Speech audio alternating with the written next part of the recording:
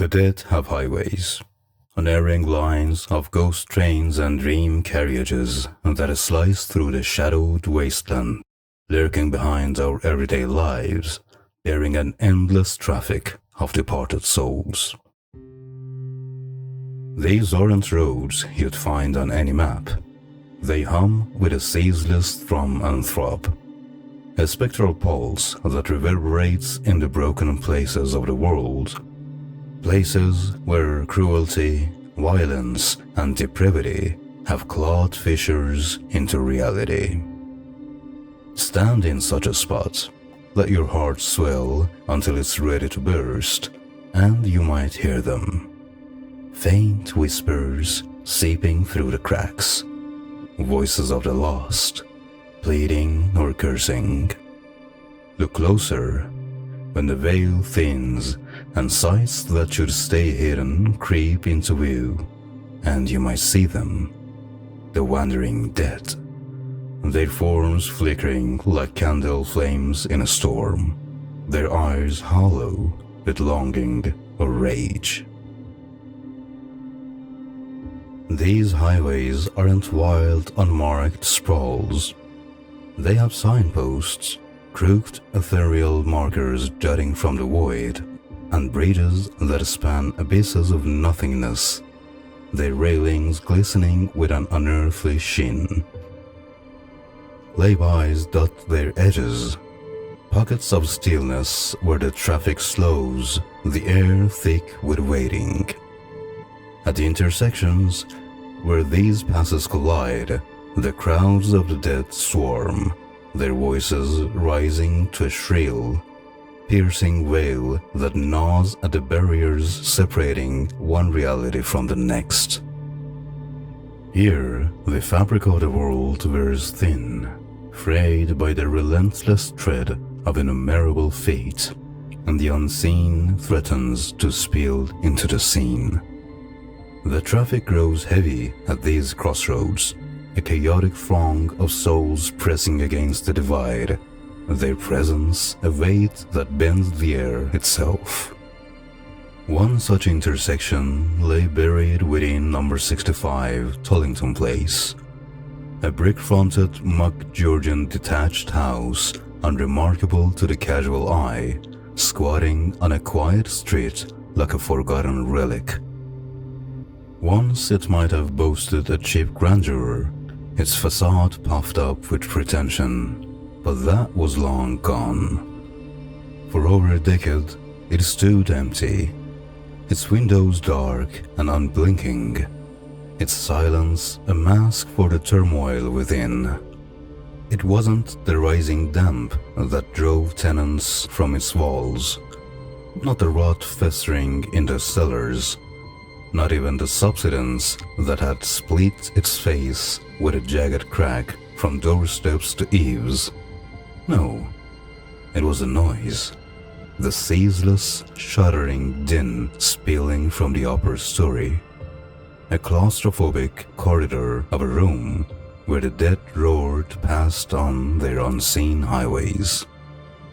That sound was a living thing, a relentless assault that cracked the plasters on the walls, leaving spiderwebs of fissures in its wake. It warped the beams, twisting them into unnatural curves as if the house itself was buckling under the strain. It rattled the windows in their frames, a jittery dance that set teeth on edge, and it rattled the mind too, seeping into thoughts until they fractured and spun. Number 65 was a haunted house, a place no one could possess for long without insanity creeping in, its grip tightening with every sleepless night. Some horror had unfolded there. When or what? No one could say, the details lost to the mists of time. But its echo remained, a memory and a promise of blood that hung in the air. The scent was unmistakable, a sour tang that lodged in the sinuses, turned the strongest stomach and drove away all life. Vermin shunned its shadows, birds avoided its eaves, flies turned tail. No woodlice crawled in its kitchen, no starling dared nest in its attic. Whatever violence had been done, it had slit the house open as surely as a knife slits a fish's belly, and through that wound the dead peered out, their voices sharp and insistent. 3 weeks into October, the Essex University Parapsychology Unit descended on number 65, their instruments humming with anticipation, their hopes pinned on a breakthrough. Dr. Mary Florescu led them, a woman withered by a lifetime of chasing the unseen, her graying hair pulled back, her eyes sharp with a hunger for proof. Beside her stood Rick Fuller, her assistant, his balding head bent over cameras and notes, a quiet foil to her intensity. Their trump card was Simon McNeal, a 20-year-old newcomer with a mop of dark hair and a smile that could melt ice, a medium, or so he claimed, whose gifts had turned their investigation into a triumph. Upstairs, in that claustrophobic top room, its pale ochre walls a blank slate, Simon worked his supposed magic. The space was suffocating, its narrow confines pressing in, the air stale and heavy with dust.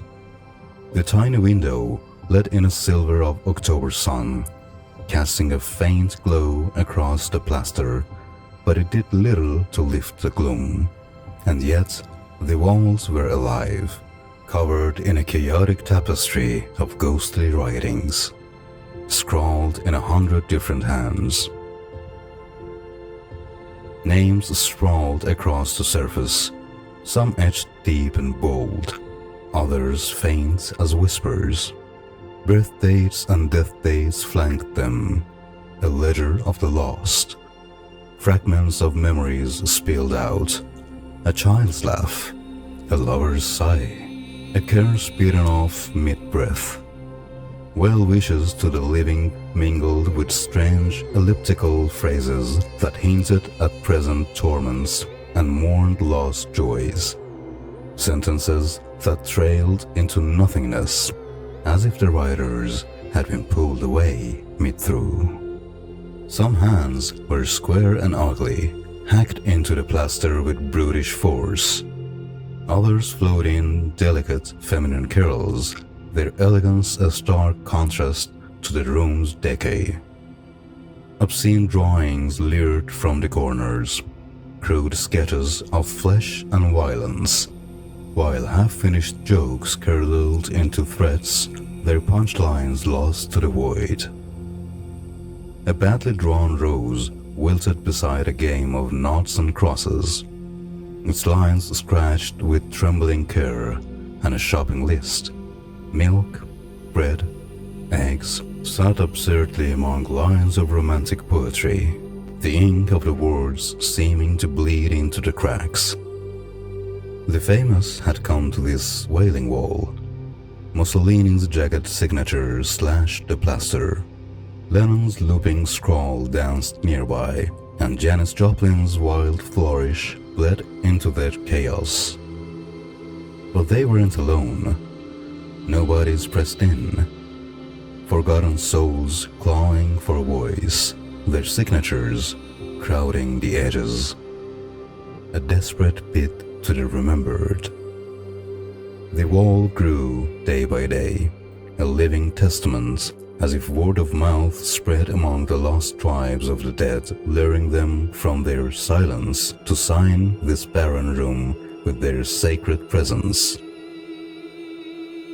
Mary sat one flight below, in the main room on the middle floor, her ears tuned to the clamor overhead.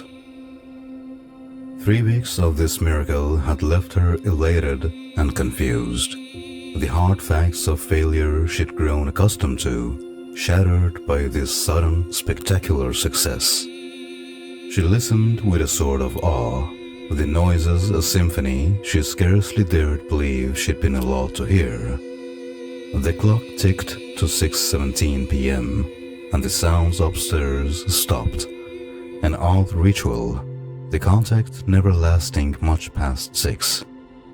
She'd wait until 1/2 then climbed the stairs to see what new marks awaited. Fuller's voice broke her reverie. "Shall I set up the cameras?" And she murmured a distracted, "Please," her mind already ascending to the room above, wondering who'd come today, what fresh souls had left their trace. Upstairs, Simon slumped in the corner, the October sun slanting through the tiny window, painting his sweat-slicked chest in gold.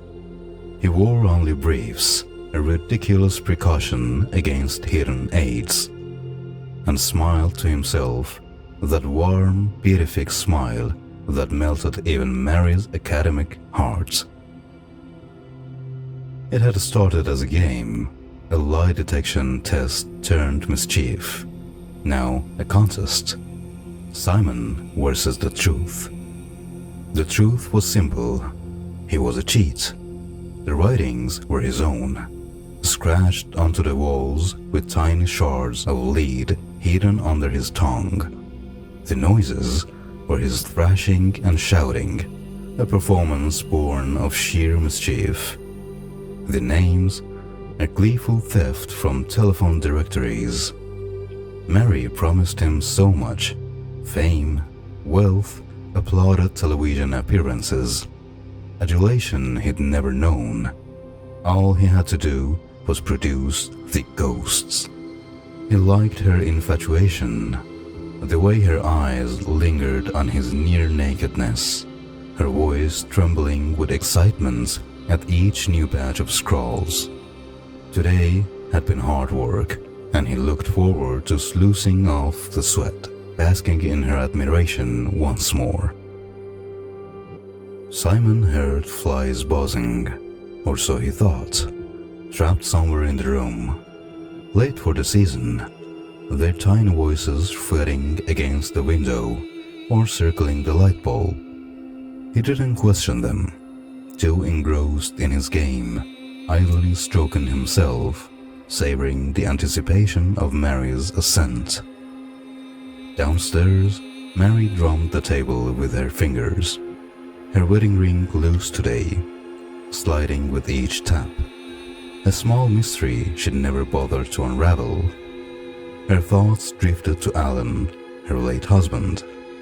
His face glimpsed through a tunnel of memory.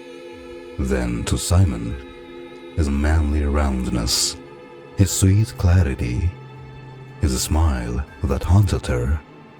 A sour taste bloomed in her fingertips, sharp against the ring's metal, a curious sensation she couldn't place. She looked up.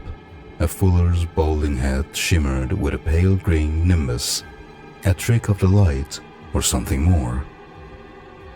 The air thickened, alive, brushing her skin like 1,000 unseen hands. Her breath flared pinky orange in the gloom. The desk beneath her palms whined low and mournful, and her senses spiraled, sight bleeding into sound, touch igniting like fire. The world cracked open, a system of senses unfurling from her flesh to the wood, to the stale gold of her ring and beyond. The crack widened, a rift she'd unknowingly pried apart with her desire for Simon, her frustration, her heat and disgust at that heat tearing at reality's seams. Love, passion, loss. These were the most potent forces, and she embodied them all. Her longing for the boy she'd called her go-between, pulling the wound wide. Her head snapped back violently, the ceiling writhing with maggoty life, pulsing with the dead's presence. She saw Simon through it, sprawled in his smug little pleasure, But the lie burned bright. No talent, just deceit. A sweet, white boy liar blind to the peril he'd courted. The buzzing swelled, not flies, but voices. The dead, sick beyond the death of his mockery, pressing at the crack she'd made. They weren't ordinary souls. Number 65 opened onto a highway of violence. Victims and perpetrators, their ghost bodies bearing the wounds that killed them. Their eyes eloquent with agony. Men, women, and children who died enduring every pain nerves could muster, mingled with their slaughterers. Frenzied, mush-minded bloodletters, peeking through into the world, chattering and howling their jabberwocky. Simon sensed them, his head jerking.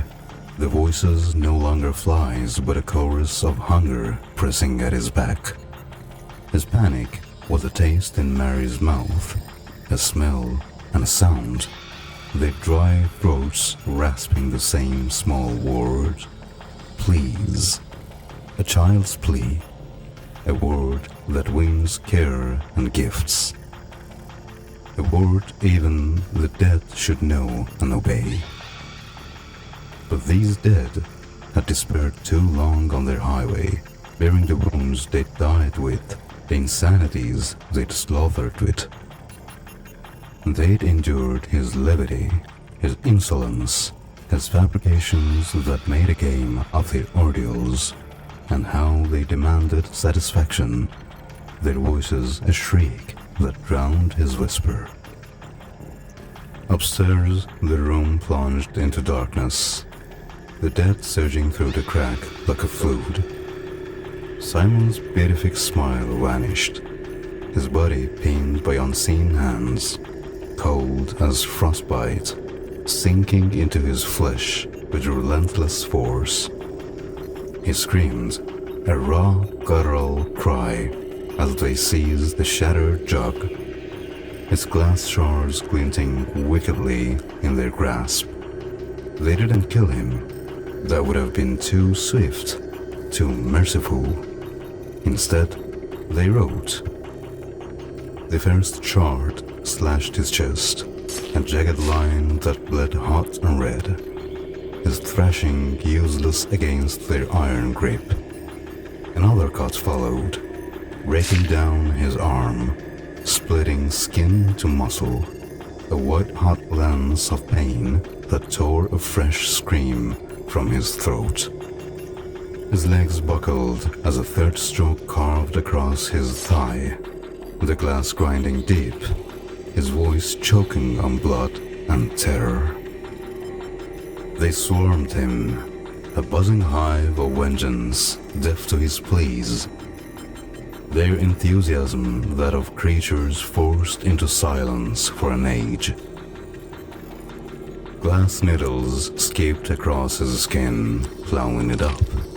His chest became a mass of glistening wounds, names and dates etched in crimson script, blood dripping to the floor, pooling beneath him. His arms bore their memories, each got a searing agony that threaded his nerves, his hands twitching as words sank into his palms. His face wasn't spared. A shard slashed his cheek, blood flooding his mouth, a metallic tongue gagging him. Another raked his forehead, scraping against skull, his hair matted with red. His eyelids fluttered as they carved their shallow but precise, tears mingling with blood to blur his sight. Down his torso, the cuts multiplied. His ribs bled with their tails, his gut split with their pain, his shin marked with their steps, his genitals bore their fury, a violation that doubled his scream, his voice breaking into sobs.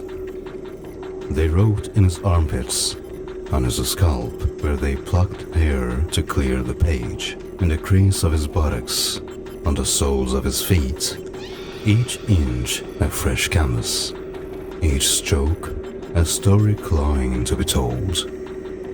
His briefs hung at his ankles, the scene a grotesque rape, blood soaking the boards, a crimson mirror reflecting his ruin. He fought, pouring obscenities at them, but they took no notice, their hands steady, their shards relentless. The pain was a torrent, 1,000 burning threads weaving through him, his mind drowning in their agonies, each cut a glimpse of their deaths, each scar a voice screaming its truth. His beauty melted away, his pale forehead now a scarred ruin, his chest a crimson ledger, his limbs a map of torment. Hours bled into eternity, his voice wearying, fading to a hoarse whimper, his body a book of blood. Scarified, glistening, a testament etched in flesh. He was their page, their vessel, a living record of their suffering, his identity lost to their relentless script. Downstairs, Mary saw it all. The highways slate heavens stretching wide, the death's vengeful swarm filling the air. Simon's torment a mirror to her own dread. Her desire had opened this wound, her longing for the boy she'd thought her go-between, tearing the crack apart. And now they demanded him. She gasped, horror gripping her chest as Fuller approached, his face awash in blue light, his breath like iron. "Are you all right?" he asked. "What's going on?" His voice trembling as the door rattled, panes blistering, handle spinning, glowing red hot. He reached for it, but it burst open before he could touch it. The hallway gone, replaced by the highway stretching to the horizon under a Prussian blue sky. The sight killed him in a moment. His heart stopped, his face blistered like a door, his body collapsed, twitching as his bladder and bowels failed, a husk trampled by unseen feet. His soul staggered out, glancing at its ruined flesh before the crowd swept it away eastward along the highway to its judgment. Mary was alone, the room floating with black waters, reality buckling under the weight of the dead. Above, Simon writhed and screeched, the dead's vengeful hands on his fresh skin, their intent clear. They'd make him their book, their autobiographies, carved in blood.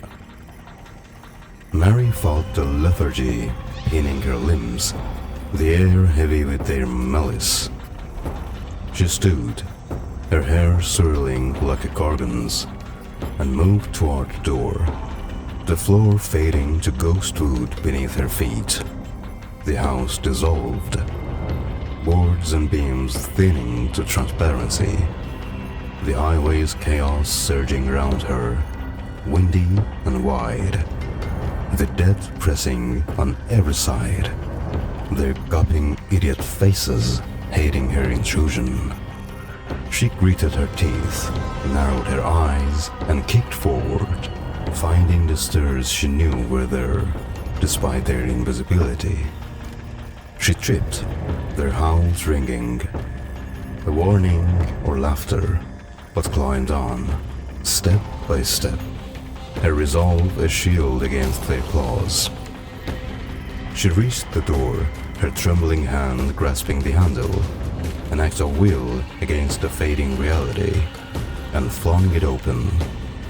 Simon lay before her, 2 or 3 yards of possessed air between them, a bleeding mass of scars and wounds, the dead swarming him still. His briefs were at his ankles, his body a grotesque tableau, but his eyes met hers, wild with terror, yet eloquent with a shared truth. Compassion and love passed between them, the fictions fallen away, the lies dust. Her touch on his scarified cheek was a benediction, tears running down his face, mingling with the blood. The dead faltered, their faces tightening, bruised dark, their voices waning, fearful of this bond. They retreated, dropping like dying flies, the room re-established plane by plane, boards visible under his soft form, every nail and stained plank stark, the windows clear, twilight street echoing with children's clamor. Mary knelt beside him, his breathing hushed and regular, wounds clotting into scars, a living book of blood, his beauty lost forever. She stroked his blood-plastered head, waiting in the darkening room until she was certain the tormentors wouldn't return. The whine of a jet overhead, the only sound. His skin bore minute words, a multitude of hands etched into every millimeter, proof beyond doubt, a revelation she'd sought her life long, now wished she hadn't found. He'd survive, his youth and strength healing the physical damage, but he'd be an object of curiosity or horror, his face and body, scar testament. She'd protect him, teach him to trust her, their hearts tied by this night. When the words became scabs and scars, she'd read them, trace the stories with infinite love and patience. The cursive tale on his abdomen, the exquisite prints on his face and scalp, the testimony on his back and shins, his hands and feet. She'd report them all, every syllable glistening beneath her fingers, so the world would know the dead's truths. He was a book of blood, and she, his sole translator. As darkness fell, she left off her vigil and led him naked into the balmy night. Here then are the stories written on the book of blood. Listen, if it pleases you, and learn. They are a map of that dark highway that leads out of life towards unknown destinations. Few will have to take it. Most will go peacefully along lamplit streets, ushered out of living with prayers and caresses. But for few, a chosen few, the horrors will come, skipping to fetch them off to the highway of the damned. So listen and learn.